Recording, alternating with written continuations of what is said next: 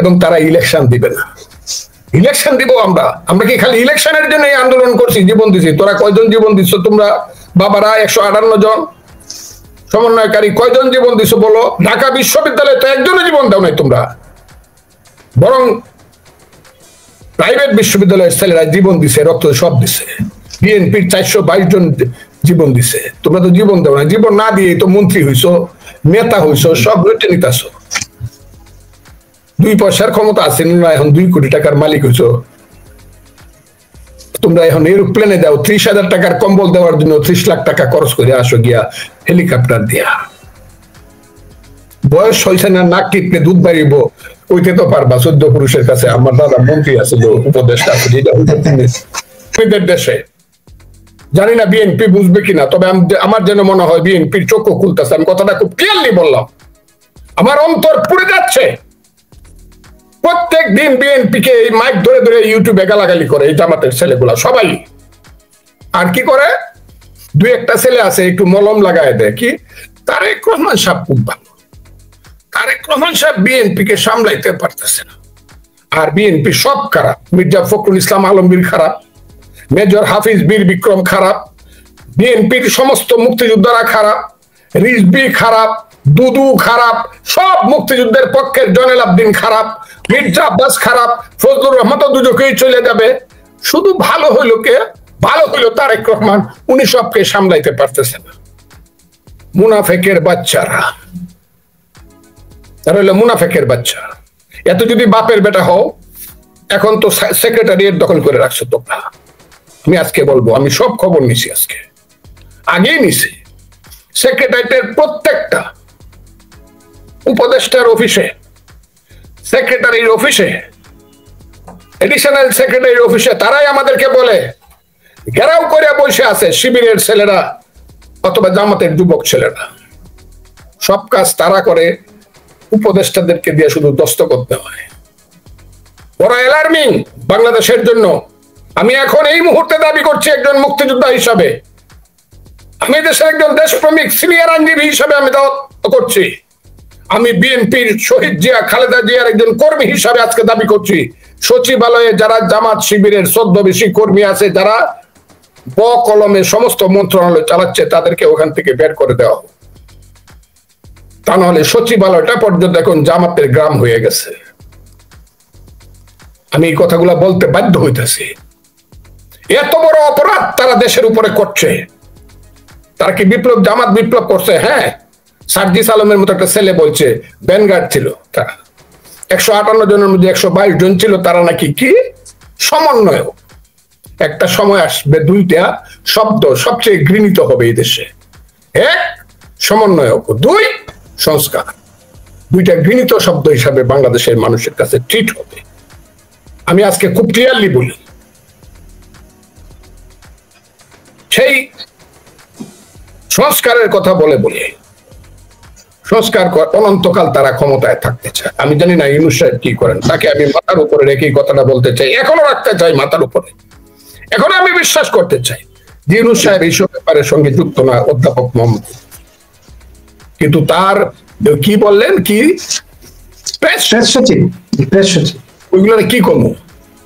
বাপদাদার নাম নাই, সান মোল্লের বিয়ে ইয়া দেখি প্রেস সচিব। ওই যদি রাজনীতি করতে হয় চাকরি ছাড়ে দিয়ে রাজনীতি করেন, বাপের বেটা হইলে। আর তা নইলে আমরা বলবো ইউনূস সাহেবকে ছোট করা হচ্ছে না। শুধু ইউনূস সাহেব যে তাকে সেট করতেছে না চাকরি থেকে, তাহলে ইউনূস সাহেব এটার উপরে তার কথায় চলে, উনি চাকরের কথায় চলে, ওই যে চাকরের কথায় চলে।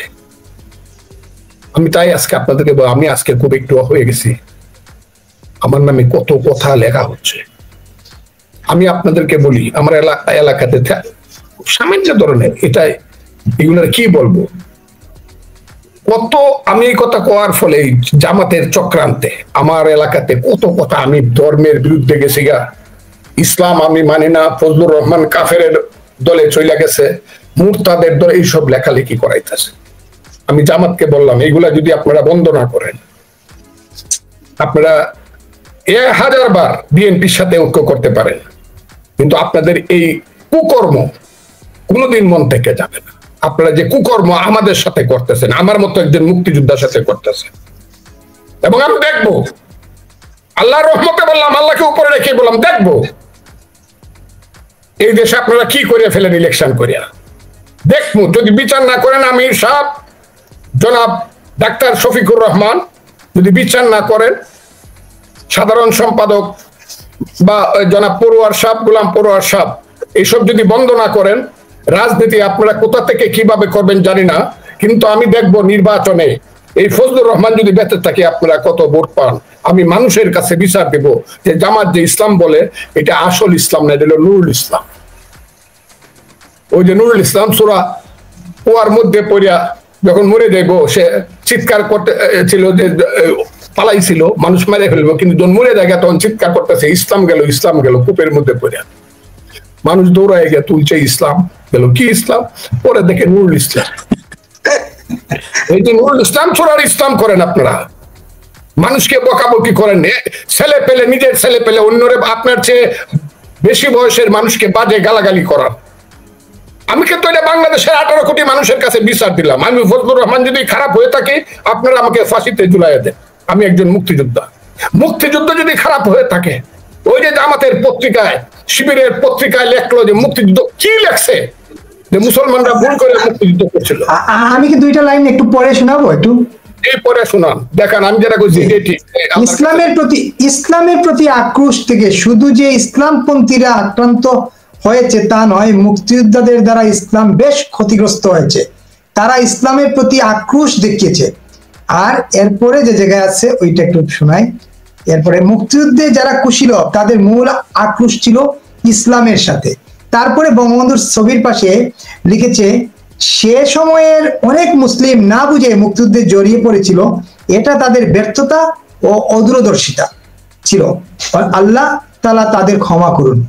একটা দেশ আমি ছোট্ট একটা জিনিস এখানে অ্যাড করে দিতে চাই, সেটা হচ্ছে যে মানে বাংলাদেশ স্বাধীন হওয়ার আগে পাকিস্তানিরা একটা কথাই বলতো যে ইসলাম খতরা মে হ্যায়। এবার ফজল ভাই বলেন, বলতো কিনা সেটা বলেন। আমি তাই বলছি, জামাতের জন্য এই অপরাধের জন্য মানুষের কাছে মাপ চাইতে হবে, নাহলে প্রত্যেক দিন এই কথাটা আমি মানুষের কাছে বিচার চাবো, জনগণের কাছে এই বিচারটা প্রতিদিন চাবো। দুইটা বিচার চাবো। 1 নম্বর বিচার হলো তারা ভোট না পাওয়ার আগে ক্ষমতায় চলে গিয়ে সব দখল করে বসছে চক্রান্ত করিয়া।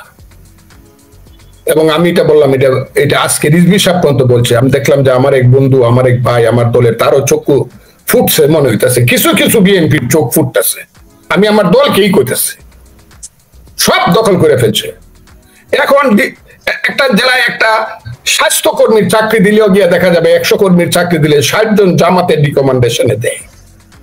ওই যে জেলার নেতা আছে জামাতে, তার রিকমেন্ডেশনে দেয়। সমস্ত স্থানীয় যে ইনস্টিটিউশন গুলো আছে, high school, primary school, college থেকে ধরে ইউনিভার্সিটি, সমস্ত জায়গাতে তারা এটা করে। কেন করে আমি জানি না। বিএনপির চক্ষু যদি না ফুটে, আওয়ামী লীগের তো দশা হয়েছে। আপনারা বলছেন আওয়ামী লীগ দিছে, আওয়ামী লীগ রে চুত্রা পাতা দিয়ে বেড়ানো উচিত। আপনারা আওয়ামী লীগের পক্ষে কথা বলেন, হাসিনাদের পক্ষে। এরাই তো দেশে শেষ করছে। 10 বছরের মধ্যে আপনারা আসতে পারবেন না করার জন্য। ওই প্রোগ্রাম দিচ্ছেন, যদি প্রোগ্রাম হয় তাহলে আমার 60 বছরের রাজনীতি মিশা। যদি একটা প্রোগ্রাম হয় 1 তারিখ থেকে কয় তারিখ পর্যন্ত হবে না। এটা হবে আপনার ওই যে রাখাল বালক ডাক দিত, বাগাইছে দেশে, সমস্ত মানুষ যাইতো দৌড়ায়, বাঘ নাকি আইছে, গিয়া দেখতো রাখাল বালক, তখন ফুর্তি করতো, হাসতো। কিন্তু রিয়েল যেদিন বাঘ আসছে, সে চিৎকার করছে, তখন মানুষ জানে রাখালকে খাইছে।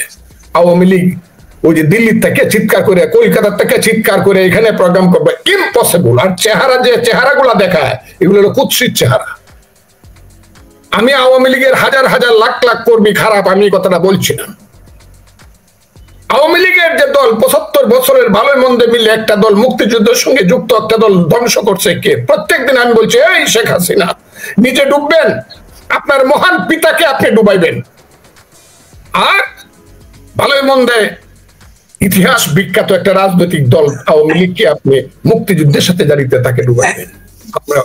আমি আপনাকে বলি, সেই বঙ্গবন্ধু মাথার উপরে প্রস্রাব করছে।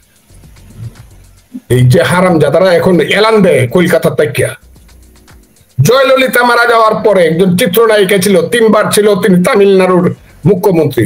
134 জন লোক আত্মহত্যা করছে। একটা লোক একবার আত্মহত্যা কর, একটা লোক আত্মহত্যা কর।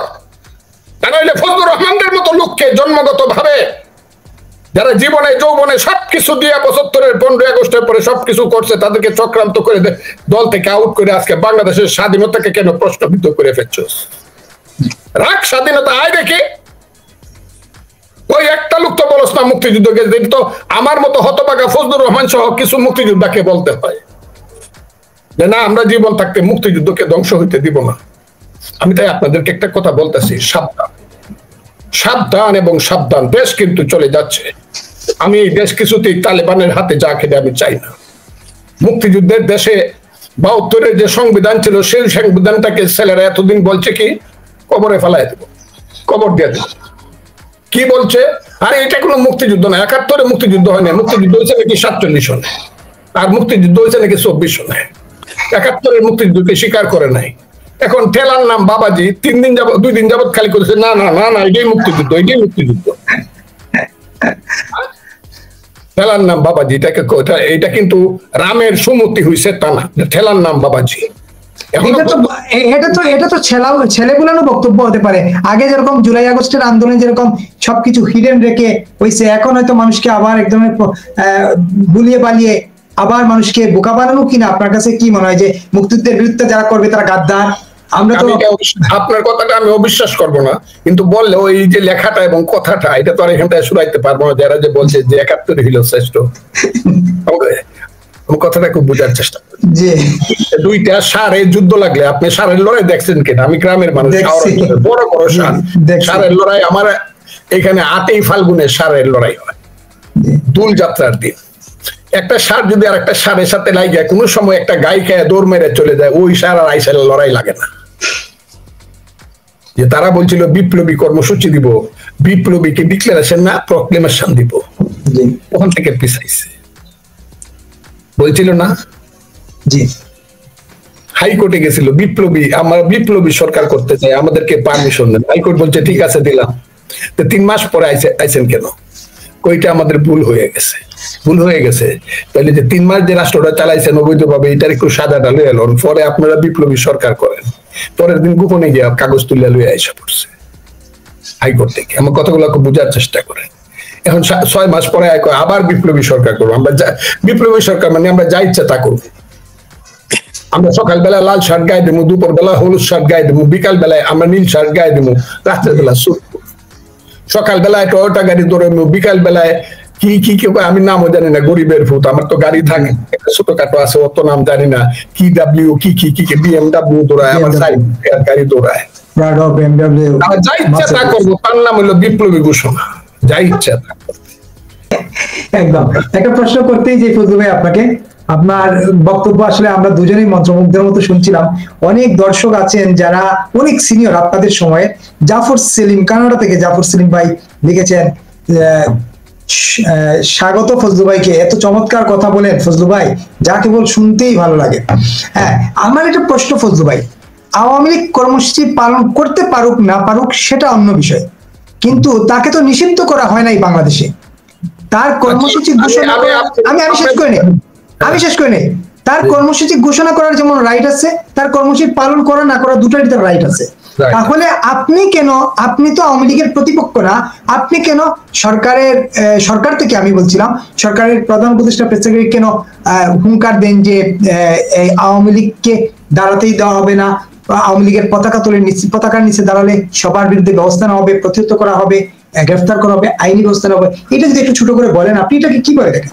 আমি একটা কথা বলি শুনেন, এখন রক্তের দাগ শুকাইছে না। 1000 ছেলে মারা গেছে, ছেলে মেয়ে মিললে, সব গরিব ধনী ছাত্র টাত্র সব, হাজার হাজার মানুষ আহত হয়েছে, এখনো চোখ ভালো হয় নাই, হাত ভালো হয় নাই।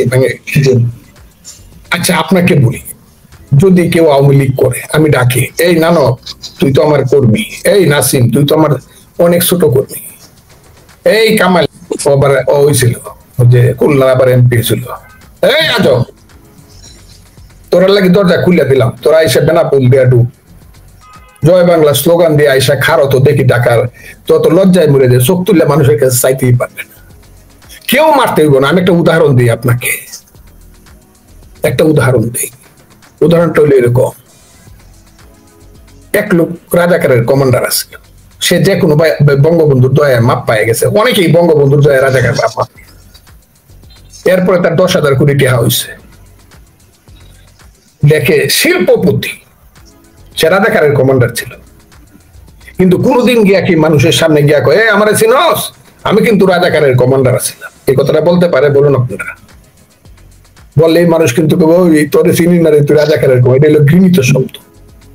আবার একটা লোক ঢাকা শহরে রিক্সা পায়, কোথাও বস্তিতে থাকে, ভাত খাইতে পারে না 2 বেলা, হাট জিট দিলে, কিন্তু সে মুক্তিযোদ্ধা ছিল।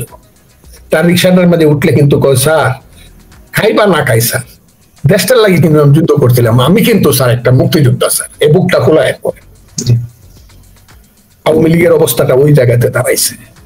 নিষেধ করুক আর না করুক, আওয়ামী লীগের এই যে শেখ হাসিনা সহ যে মন্ত্রীরা সব পালাইছে, দেখেন পৃথিবীতে এই ঘটনা কোথাও ঘটে নাই, সমস্ত এমপিরা পালাইছে, সমস্ত নেতারা পালাইছে।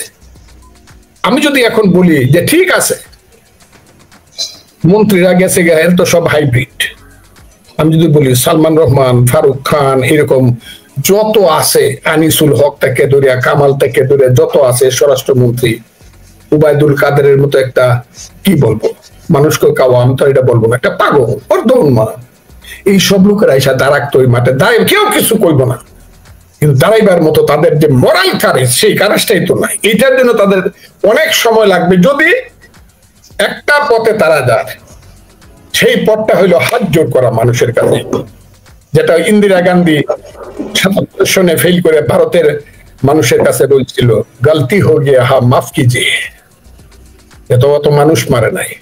সেইখানে যদি শেখ হাসিনা বলতে পারে সেই সাহসিকতা নিয়ে আমার সমস্ত কিছু ভুল হয়েছে, আমি মাপ চাই, কথাটা খুব, সেই জনগণ, যদি জনগণ হইলো সবকিছুর মালিক, তার উপরে জনগণের স্রষ্টা আল্লাহ, সেটা তো আছে। উনি তোলেন সমস্ত বিশ্বের প্রতি আলহামদুলিল্লাহ রাব্বিল আলামিন, আমি বলি তার কোন তো আছে, কিন্তু জনগণ হলে সব, একটা দেশ যদি জনগণ মাফ করে তাইলে হবে। আরেকটা হবে, আমি বলে দিই, আপনারা আমার উপরে রুষ্ট হইতে পারেন, আমার উপরে রাজা রুষ্ট হয়, আওয়ামী লীগও রুষ্ট হয়, আওয়ামী লীগের আরেকটা হইতে পারে, আওয়ামী লীগের রাজনীতি কিন্তু থাকে, যতদিন পৃথিবী আছে বাংলাদেশ থাকবে, আর বাংলাদেশ থাকলে আওয়ামী লীগের রাজনীতি থাকবে, অন্য কোন রাজনীতি নাও থাকতে পারে, একটা আওয়ামী লীগের রাজনীতি থাকবে, গণতন্ত্র, সমাজতন্ত্র, ধর্মনিরপেক্ষতা, জাতীয়তাবাদ। আরেকটা, ওই দেশে যেহেতু 90% মুসলমান, ইসলামদের একটা দল থাকবে, এটা জামাত থাকুক বা না থাকুক। আওয়ামী লীগের রাজনীতি এই কারণে বাঙালি যতদিন থাকবে, যতদিন বাঙালি থাকবে,